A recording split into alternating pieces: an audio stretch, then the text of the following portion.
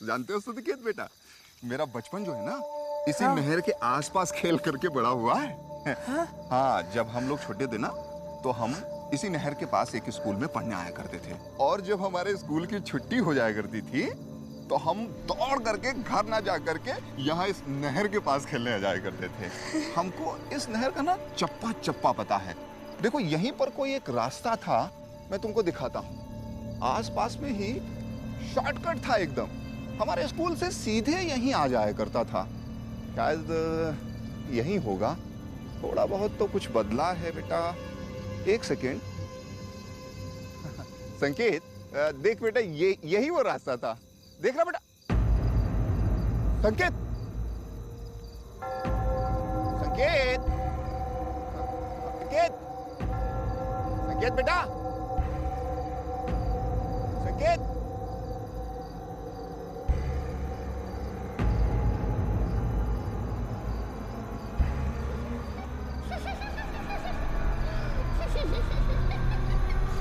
संकेत, अरे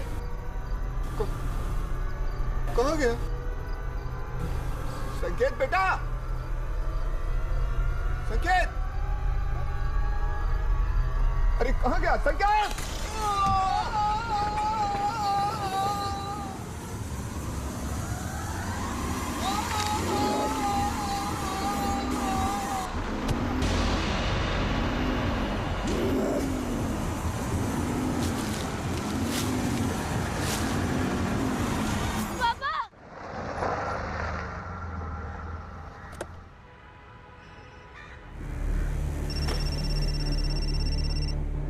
good morning sir. Aditi, तुम डॉक्टर शर्मा के क्लिनिक पहुंच गई?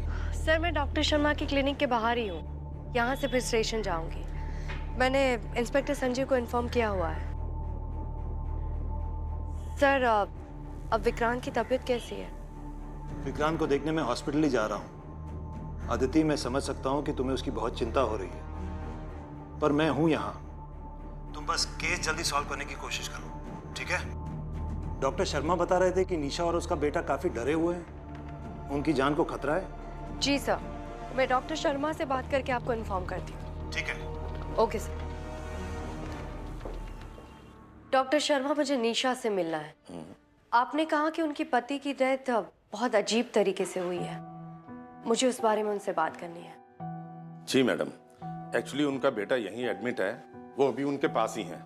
आप उनसे मिल सकती हैं।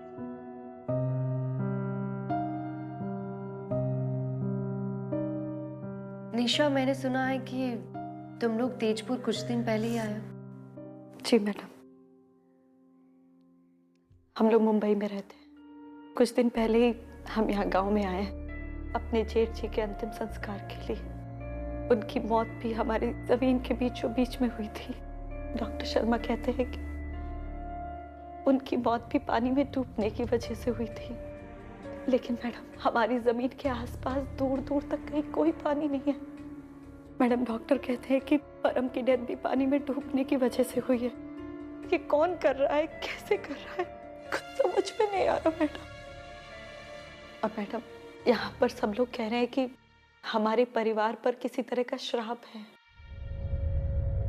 कैसा श्राप? कहते हैं कि किसी बड़े बुजुर्ग, किसी पूर्वज का, मतलब कोई बुरा साया है जो हमें तब तक नहीं छोड़ेगा जब तक कि हम इस गांव में हैं। क्या आप भी इस बात पे विश्वास करती है कि आपके परिवार पे कोई श्राप है? नहीं मैडम, बल्कि मुझे तो ऐसा लगता है कि हमारे परिवार के साथ कोई अपनी दुश्मनी निकाल रहा है। मैं गई थी यहाँ के पुलिस स्टेशन में कंप्लेन लिखवाने के लिए, लेकिन उन लोगों ने मेरी कंप्लेन लिखने से मना कर दिया। और यहाँ के सरपंच ने भी उनसे कहा कि इस मैटर से दूर रहे। अब हमें सिर्फ आपसे ही उम्मीद है। डोंट वरी निशा, मैं सच का पता लगा के रहूंगी। डॉक्टर शर्मा, संकेत को क्या हुआ है? उस पर भी कोई अटैक हुआ है? मैडम, वो अपने पापा की मौत देखकर इतना डर गया था कि उसे बुखार हो गया। वैसे जैसे ही उसकी हालत सुधरेगी मैं आपको इन्फॉर्म कर दूंगा। जी। वैसे डॉक्टर, परम और उसके भाई की पोस्टमार्टम इसी हॉस्पिटल में हुई थी ना? जी मैडम, रिपोर्ट मैंने ही लिखी थी। इसमें कोई डाउट नहीं है कि दोनों की मौत डूबने से हुई थी। दोनों भाई की डेथ एक जैसे होना कोई कोइंसिडेंस नहीं हो सकता है। अगर ये सुसाइड है तो बॉडी को पानी से निकालकर उस बंजर जमीन पर कौन लाया होगा? और अगर ये मर्डर है तो भी कोई दोबारा उस जगह पे बॉडी को क्यों लाता? डॉक्टर, वैसे पोस्टमार्टम रिपोर्ट से और कुछ पता चला? जी, दोनों की बॉडी पर काफी घाव थे। किस तरह के घाव? जमीन पर गिरने के हो सकते हैं। वैसे मैडम, परम के परिवार को मैं अच्छी तरह जानता हूं। उनकी हेल्प करना मेरा फर्ज है। अगर आपको मेरी हेल्प की जरूरत हो तो मैं हमेशा तैयार हूं। ठीक है, थैंक यू डॉक्टर।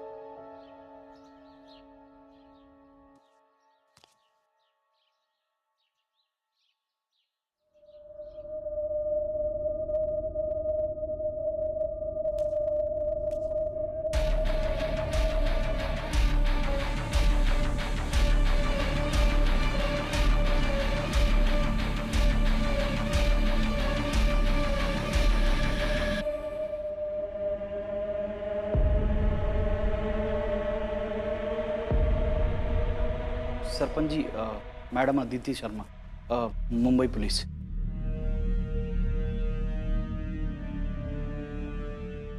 पता चला मुंबई से कोई महिला पुलिस अफसर आई है, तो राम राम करने चला है। संकेत कैसा है? उस दिन रात को खेत में परम की लाश से लिपट के ऐसे ताड़े मार मार के रो रहा था बेचारा। भाई, बड़े दुख की बात है, जगजीत के दोनों बेटे मर गए, पर क्या करा जा सके,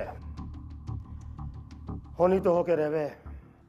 सरपंच जी, दुख की बात तो ये है कि आपके गांव में 2 लोगों की मौत हो जाती है, लेकिन उसके बारे में कोई कानूनी तहकीकात नहीं होती है। तहकीकात करना चाहो हो कर लो, और एक बात सुन लो, तहकीकात करने से होने वाला कुछ नहीं है, क्योंकि इस गांव में जो कुछ भी हुआ है वो हमारे से ज्यादा किसी को नहीं पता। वो तो मुझे अच्छे से दिख रहा है यहाँ पर क्या होता है।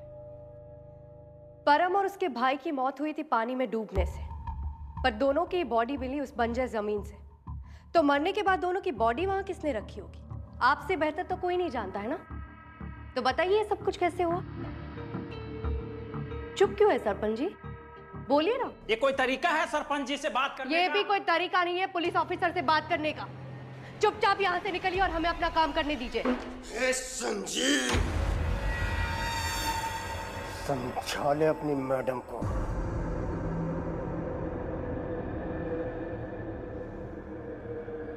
ये काम किसी इंसान का नहीं है, बुरा साया, बुरा साया है इस परिवार पर, और वो साया किसी पुलिस ऑफिसर से नहीं डरता।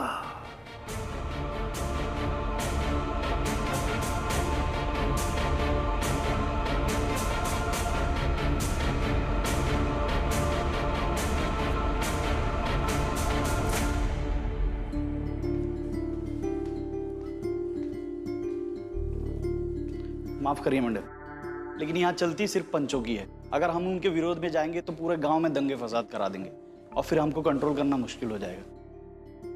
पुलिस में होकर आप ये बात कर रहे हैं? क्या करें मैडम, आप तो यहाँ से चली जाएंगी, लेकिन संभालना तो हमको ही पड़ेगा। ड्यूटी मैं अपनी पूरी निभाऊंगा, लेकिन ये बात पंचों तक नहीं जानी चाहिए मैडम। आपको तो पता ही ना, गाँव को शांत रखने के लिए ये सब करना ही पड़ता है। गाड़ी निकालो, क्राइम लोकेशन पर जाना है।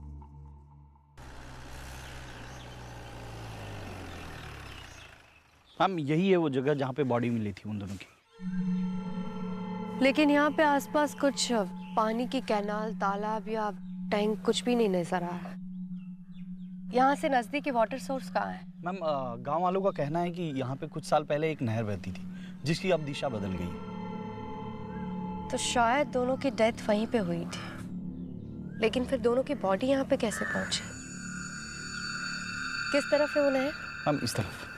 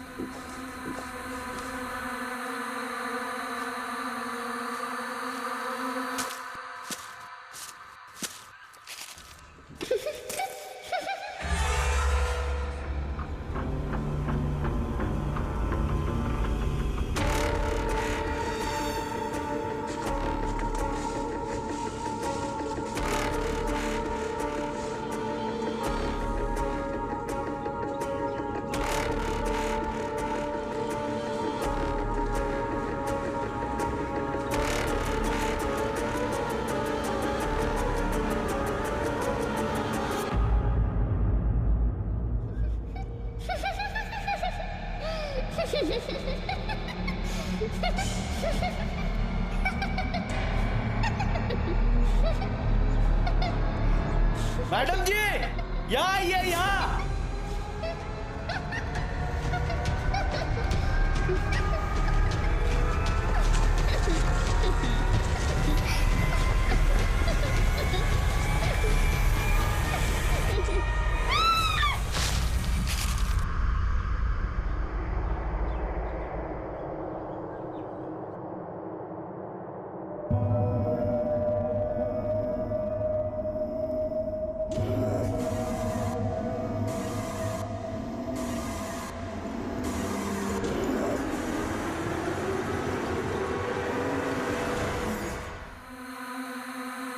मैडम जी,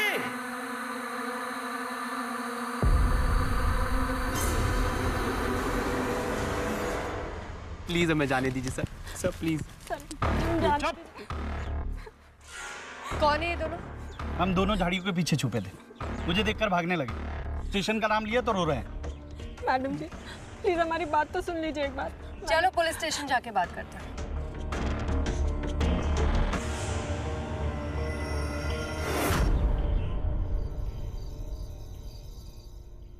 मैडम जी हमें जाने दीजिए। मैडम जी हमने कुछ नहीं किया। ये जानते हुए भी कि वहाँ खतरा है, तुम दोनों वहाँ क्या कर रहे थे? मैडम जी हम अक्सर वहाँ मिला करते हैं। वो क्या है कि वहाँ कोई आता जाता नहीं है ना, और गांव वाले भी वहाँ आने से डरते हैं। और मैं नहीं मानता मैडम जी कि वहाँ पे कोई खतरा है। लोग तो बस यूं ही कहानियां बनाते रहते हैं। उस जगह पर 2 लोगों की मौत हो गई है, ये बात तो कहानी नहीं हो सकती है ना। तुम दोनों के अलावा वहां जाने से सब लोग डरते हैं। कहीं इन सब के पीछे तुम दोनों का हाथ तो नहीं है? नहीं मैडम जी। लेकिन मैडम जी आज वहाँ कोई और भी था, है ना? जी मैडम जी। कौन था? हमने वहाँ किसी की आवाज सुनी, जैसे कोई लड़की हंस रही हो, और इसलिए हम वहाँ से निकल भी रहे थे, पर इतने में आप आ गई और हमको पकड़ के यहाँ लेकर आ गई। तुम दोनों जा सकते हो। मैम आप इनकी बातों में मत आइए, ये भोले बनने की कोशिश कर रहे हैं बस। नहीं मैडम जी प्लीज।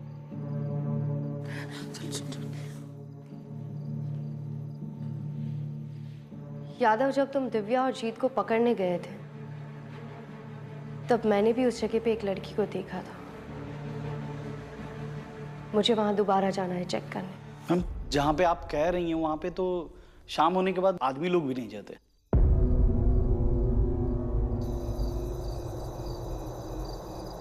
भाई अरे चल अमन, आज इस किस्से को खत्म ही कर देंगे हम। भाई अरे अब और चुप नहीं रहेंगे, और अब रुके ना तो सब कैसे हम भी बलि के बकरे बन जाएंगे। ये हीरो बनने का टाइम नहीं है, मेरी बात सुनो, चलो यहाँ से। अनिल भाई चलो ना। अरे अमन चल, तू, मैं कह रहा हूँ चल। अनिल भाई क्या देख रहा है?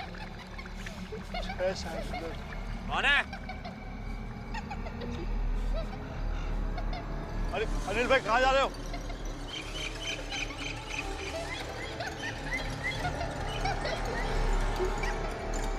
अनिल भाई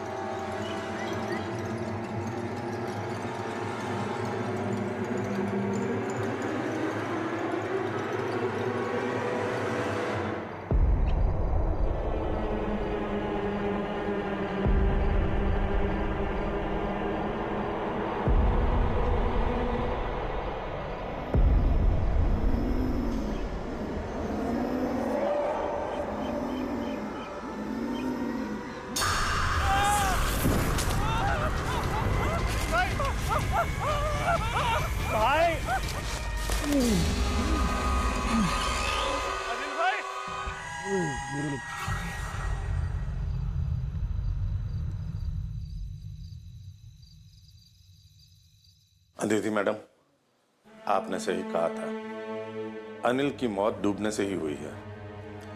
मैं जाकर रिपोर्ट तैयार करता हूँ। जी डॉक्टर। यादव, अनिल की फैमिली को इन्फॉर्म कीजिए।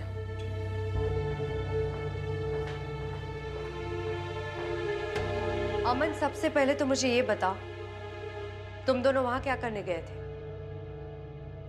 अमन, बात कर रही हूं ना उससे। पुलिस के काम में दखल मत दीजिए। अमन बताओ, तुम दोनों वहां क्यों गए थे और वहां जाते ही तुम दोनों के साथ क्या हुआ? मैंने तो भाई को बहुत समझाया उन्हें, पर उन्होंने मेरी एक नहीं सुनी। भाई के सर पर भूत सवार था। वो वहां जाकर हमलावर से बदला लेना चाहते थे, जिन्होंने हमारे परिवार को, हमारे पिता, हमारे दादा, हमारे भाई की जान ली थी। उन सबको सजा दिलाकर वो हीरो बनना चाहते थे। तुम्हारा परिवार मतलब? परम और हरीश के चचेरे भाई हैं ये। अमन, मैंने तुमसे पूछा है, तुमने कहा कि तुम्हारे बाऊजी और चाचा की जान ली गई थी। उनकी डेथ कब हुई थी? और जब मैं बता रहा था तब क्या हुआ था? मैं बता रहा था ना कि इनके परिवार पे इनके पूर्वजों का श्राप है। औरत होने के नाते इतने बड़े बड़े सवाल पूछना आपको शोभा नहीं देता। और ऐसी बेहूदी बातें करना आपको भी शोभा नहीं देता। चलो अमन, तुमसे कुछ और सवाल पूछने। 1 मिनट, इसकी बलि चढ़ाने के तो कहीं नहीं आने का। इसे थाने ले जाना है ना, इसके वारंट लेके आओ पहले। ऐसे थोड़े वारंट दूंगा इसे। ये मेरे साथ जागा, चल पे खड़ा हो। कानून हम भी जाने, हमें भी पता है कानून क्या होगा। खड़ा चल, पकड़ पैसे उधर से।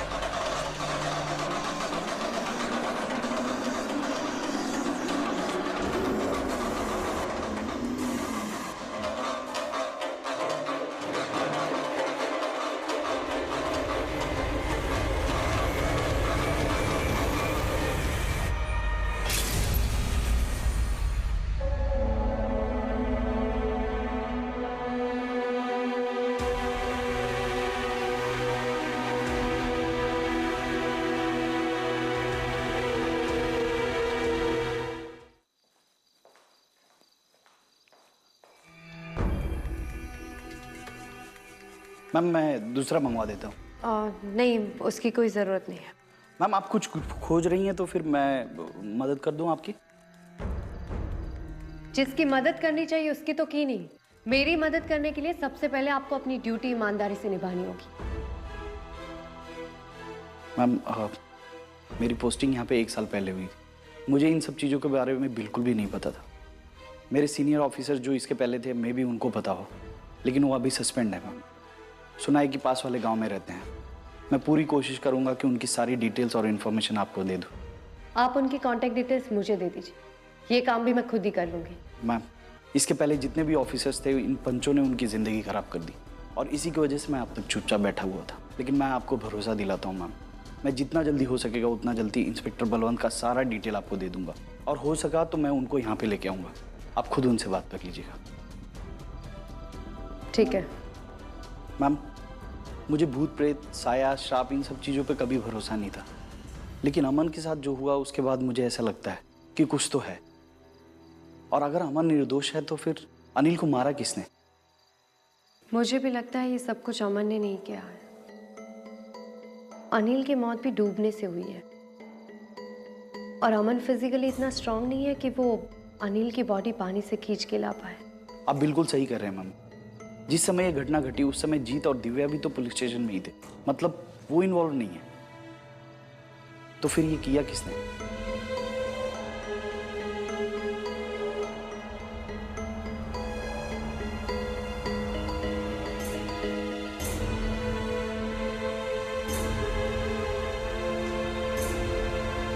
जय मैम, हम ये हैं इंस्पेक्टर बलवंत। मैम, इंस्पेक्टर सजीव ने मुझे सारी बात बता दी है और मेरे पास जो भी इंफॉर्मेशन थी मैं वो सब लेकर आया हूँ। मैम, मेरे टाइम पे यहाँ जितनी भी मौतें हुई उन सब की मैंने पूरी तहकीकात की, लेकिन सच तक पहुँचने से पहले ही राजेंद्र चौधरी और उनके पिताजी ने मुझ पर रिश्वत लेने का झूठा इल्ज़ाम लगाकर मुझे सस्पेंड करवा दिया। राजेंद्र चौधरी मतलब सरपंच? जी। उनका इस केस में क्या इन्वॉल्वमेंट है? मैम, ये जो खेत जिनमें अटैक्स हुए हैं ये सब भानु प्रताप चौधरी की ज़मीन है और भानु प्रताप चौधरी ने मरने से पहले ही अपनी वो ज़मीन और उसमें बहने वाली नहर अपने तीनों बेटों के नाम बराबर हिस्सों में बांट दी थी।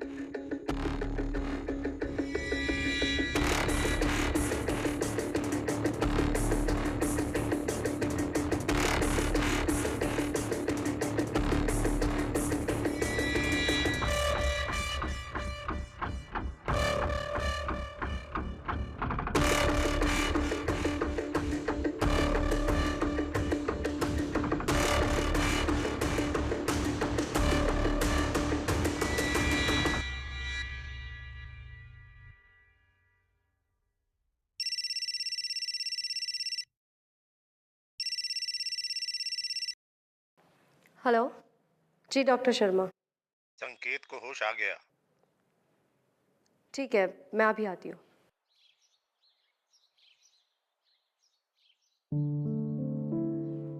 संकेत, देखो ऐसे डरने की जरूरत नहीं है। हाँ, आप इस दुनिया के सबसे स्ट्रांग और बहादुर बच्चे हो ना? संकेत, मुझे बस आपसे थोड़ी सी हेल्प चाहिए, आप करोगे?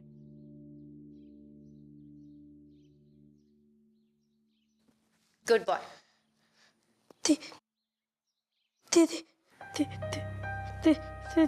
जब से होश में आया है दीदी दीदी बोले जा रहा है, मगर यहाँ पर मेरे अलावा कोई नहीं है इसके साथ। संकेत, ये दीदी कौन है? आपने उस दीदी को कहाँ देखा? कहीं आपने उस दीदी को वो उस बंजर जमीन पे तो नहीं देखा? संकेत, वो आपको और कहीं दिखी थी? कहाँ?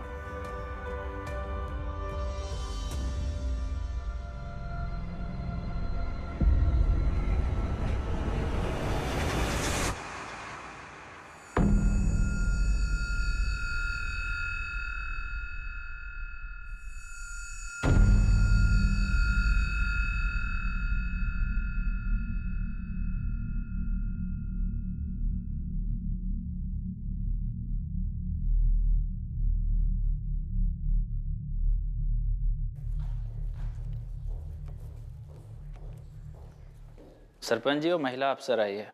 महिला अफसर आई? जी। भेजो अंदर, भेजो। जी सर।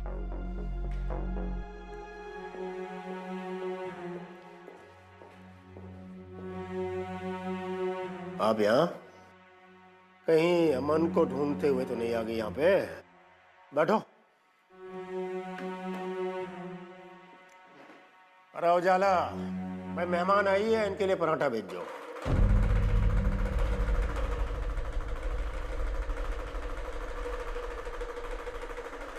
अरे विश्वास, क्या शोर मचा रखा है? अरे उजाला, इसे खेलने को कोई दूसरा खिलौना नहीं दे सकती क्या? रोज टूटा हुआ डमरू लेके बैठ जावे, मेरी खोपड़ी हिला कर रख दी इसना। हाँ जी, आप आदेश करें। आपका आना कैसे हुआ यहाँ पर? सरपंच जी, आपने मुझे बताया नहीं कि परम और अनिल आपके चचेरे भाई हैं? अरे इसमें बताने वाली क्या बात है? इस गांव में हर दूसरा आदमी हमारा रिश्तेदार है। पर उस परिवार से हमारा कुछ ज्यादा लेना देना है नहीं। बहुत पहले ही सब परिवार अलग हो गए थे। नहीं, ये बात आपने मुझसे जानबूझकर छुपाई। अरे इसमें जानबूझ के बताने ना बताने वाली कौन सी बात है। देखो जी, हमारे दोनों चाचा बहुत लालची थे। वो हमेशा हमारे बाबूजी की जायदाद हड़पने की फिराक में रहे थे। फिर आपके बाबूजी ने उनके एक भाई के खेत में बहने वाली नहर की दिशा बदली। जब उससे काम नहीं हुआ तो अपने भाई के खेत में काम करने वाले लोगों को मारा, फिर खुद के बाबूजी और भाइयों की हत्या करके उनकी जमीन अपने नाम कर ली। ए लड़के, जबान संभाल के बात कर। हमारे बाबूजी ने किसी की हत्या वत्या नहीं की। सालों पहले आपके बाबूजी ने जो किया था वही अब आप दोहरा रहे हैं। आपने परम की फैमिली के साथ जो किया वही अनिल की फैमिली के साथ कर रहे हैं। लेकिन ज्यादा दिन तक आप बच नहीं पाएंगे। इस बात की सजा तो मैं आपको दिलवा कर रहा हूँ। आज तक वो माई का लाल पैदा नहीं हुआ जो राजेंद्र चौधरी का बाल भी बांका कर सके। पर तेरी तो औकात क्या है, औरत जात। वो भी देख लेंगे। पहले ये बताइए, आपके खेत में जो लड़कियां दिखती है वो कौन है? अरे कौन लड़की जो मुंह में आ रहा अनाप शनाप बके जा रही है तेरे पास कोई सबूत? बाहर निकले ऐसे। दोबारा सबूत के साथ आओ। अरे जब चाहे आ जाइए।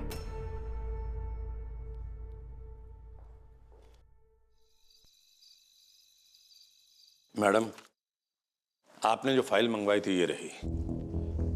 इसमें पिछले 15 साल में हुए हर बच्चे के जन्म की डिटेल है।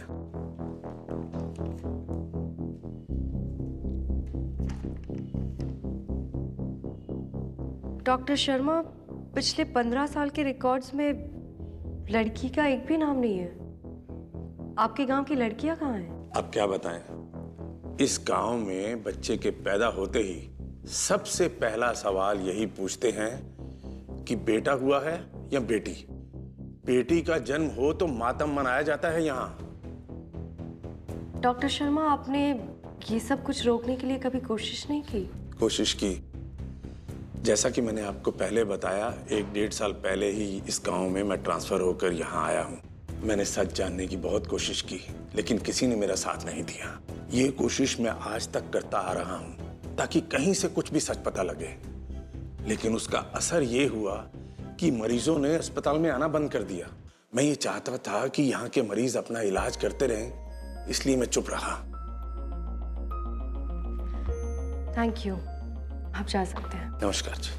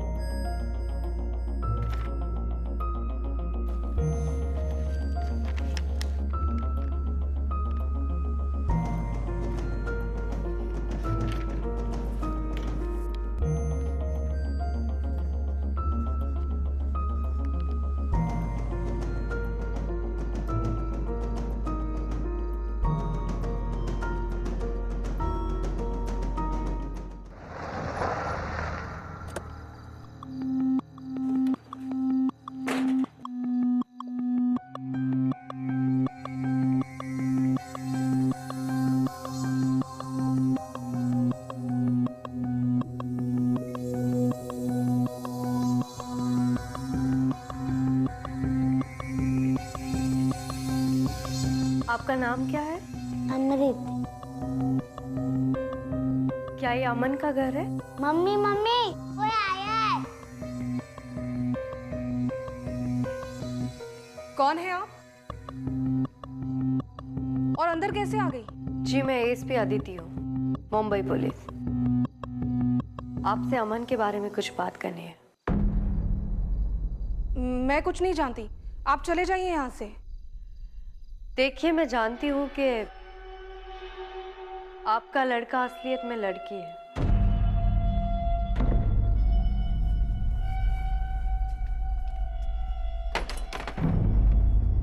मतलब सरपंच ने अमन को घर नहीं भेजा? नहीं, उन्हें कुछ दिनों के लिए गांव से बाहर भेजा है। आज सुबह ही फोन आया था उनका। मुझे डर है कि उनके भाई उन्हें कुछ करना दे। अगर अमृत का सच उन्हें पता चल गया तो वो छोड़ेंगे नहीं हमें। ये अपने पिता और अपने भाई से बहुत अलग है। अगर अमृत के होने पर इन्होंने ये सुझाव नहीं दिया होता तो क्या होता? इस सरकारी अफसर की जासूसी और ताक झांकने हमारा दिमाग खराब करके रखा हुआ है।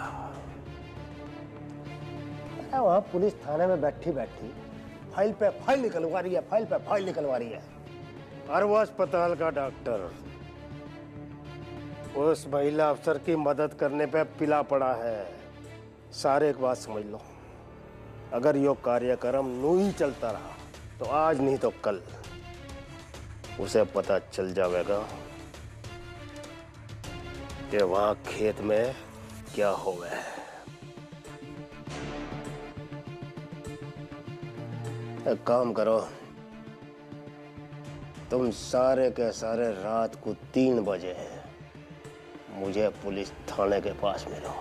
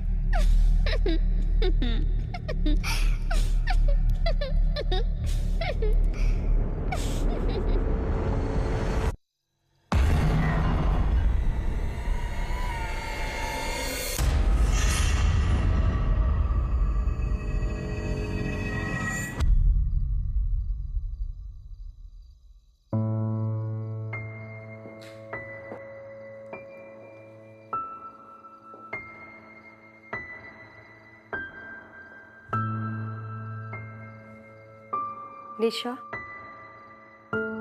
निशा, तुमसे कुछ बात करनी है।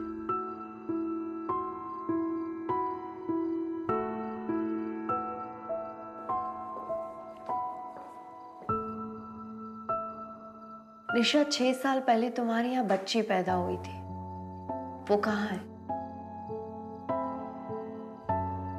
आप ये सवाल क्यों पूछ रही है मैडम?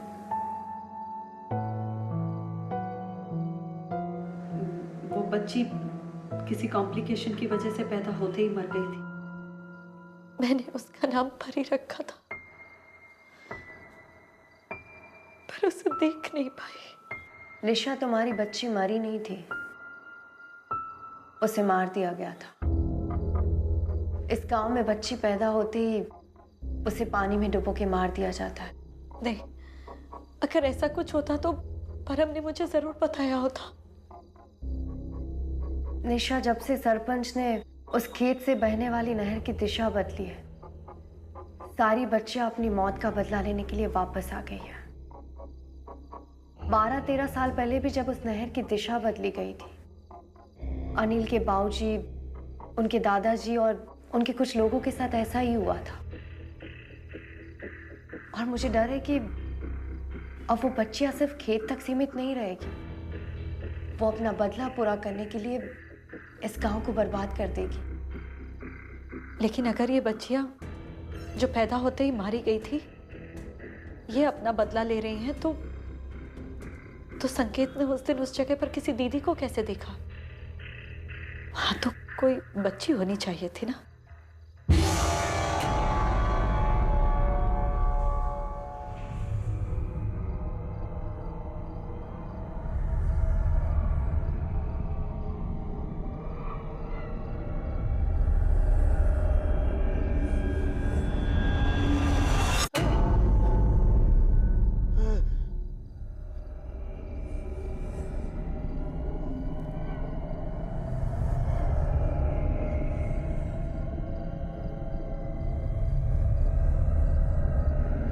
उजाला, उजाला, उजाला।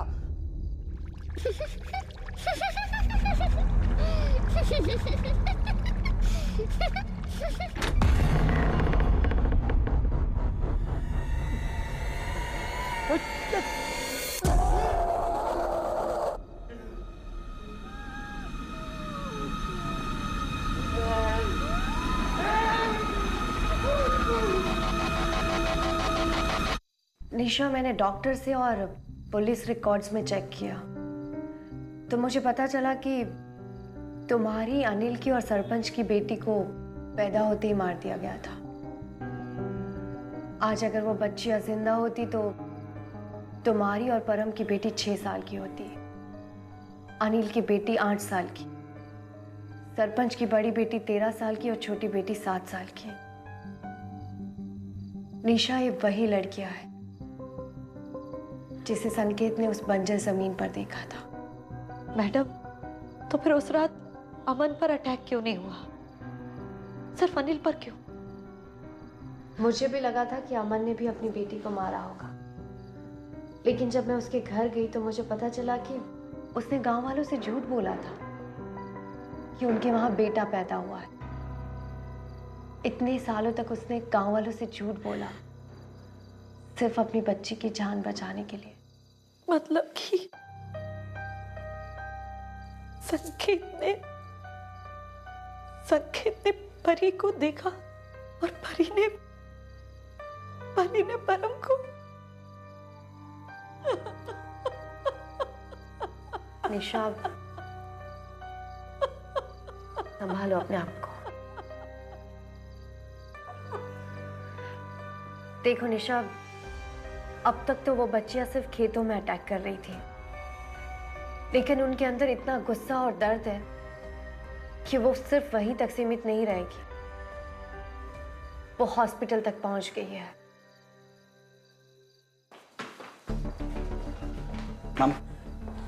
मैडम जी, आप यहाँ से चले जाओ, आपकी जान को खतरा है। मेरे पति और पंच आज रात आप पर हमला करने वाले हैं। हम चलिए, मैं आपको पुलिस स्टेशन छोड़ देता हूँ। मुझे पहले उजाला जी से कुछ सवाल पूछने हैं। क्या आपकी 2 लड़कियां पैदा हुई थी? एक 13 साल पहले और एक 7 साल पहले। देखिए, अगर आपने अभी जवाब नहीं दिया तो आपकी गांव की लड़कियां इसी तरह से बढ़ती रहेगी। हाँ, मैंने 2 लड़कियों को जन्म दिया था, पर पैदा होते ही मुझे उनसे छीन लिया गया। आपने अपने पति को क्यों नहीं रोका? काश मैं तब चुप नहीं रही होती, पर इस गांव में औरतों को बोलने का अधिकार कहाँ है? मैं आपसे हाथ जोड़कर विनती करती हूँ मैडम जी, आप यहाँ से चले जाओ। ऐसे डर के नहीं भागने वाली हूँ मैं, पुलिस हूँ। यहाँ पर जो करने आई थी वो करके रहूंगी। इस गांव में हो रही भ्रूण हत्या को मैं रोक के ही जाऊंगी। यादव, चलो, सरपंच के घर जाना है। जी मैम।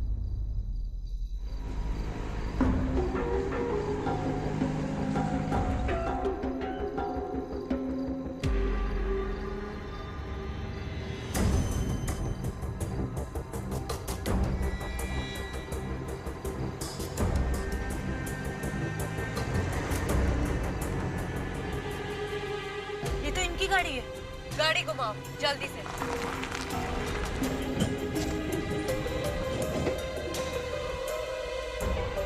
क्या हुआ? मैडम, देखता हूँ।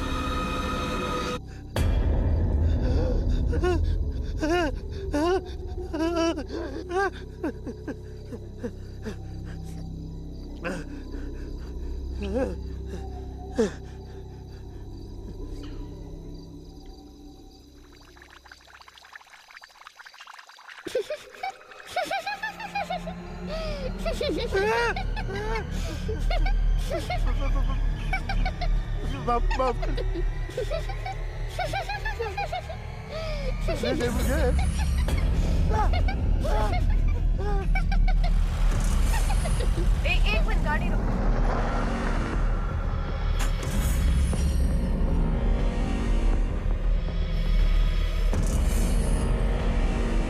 ये तो इनकी गाड़ी है, पर ये कहाँ है?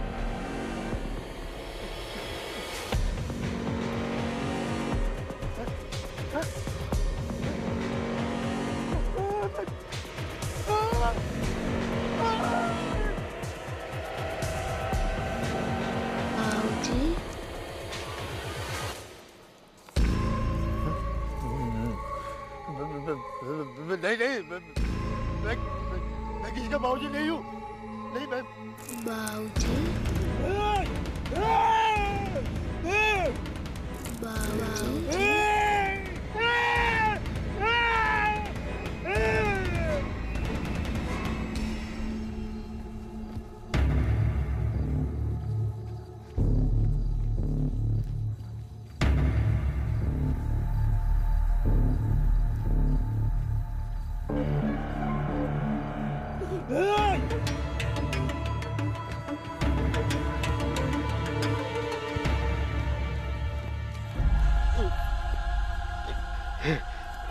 उजाला मेरे पापों की सजा अरे बेटी या बेटी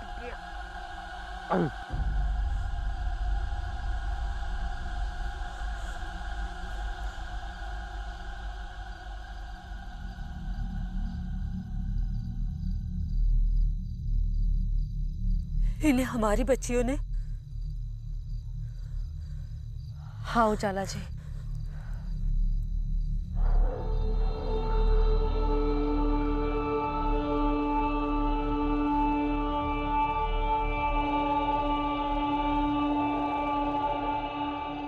वो अभी यहीं पे।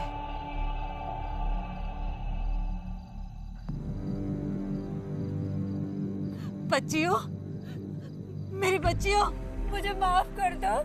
मैं अपने माँ होने का फर्ज नहीं निभा पाई। तुम्हारे बाबूजी से तुम्हें नहीं बचा पाई। तुम्हारे बाबूजी को उनके किए की सजा मिल गई।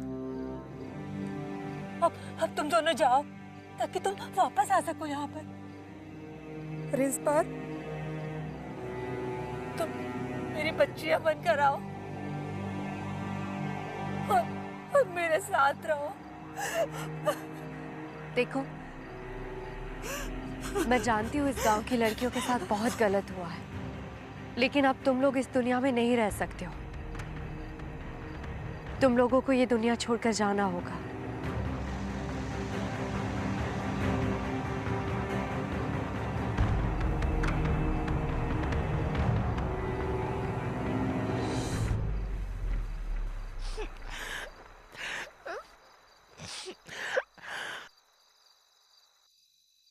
आज से इस गांव की सरपंच होने के अधिकार से मैं ये घोषणा करती हूँ कि इस गांव में किसी भी बच्ची को लड़की होने की सजा नहीं दी जाएगी। ना ही कोई अपने घर में लड़की होने पर अफसोस करेगा, बल्कि पूरे गांव में खुशियां मनाई जाएंगी। और हाँ, इस गांव में कोई भी भ्रूण हत्या के बारे में सोचेगा भी नहीं।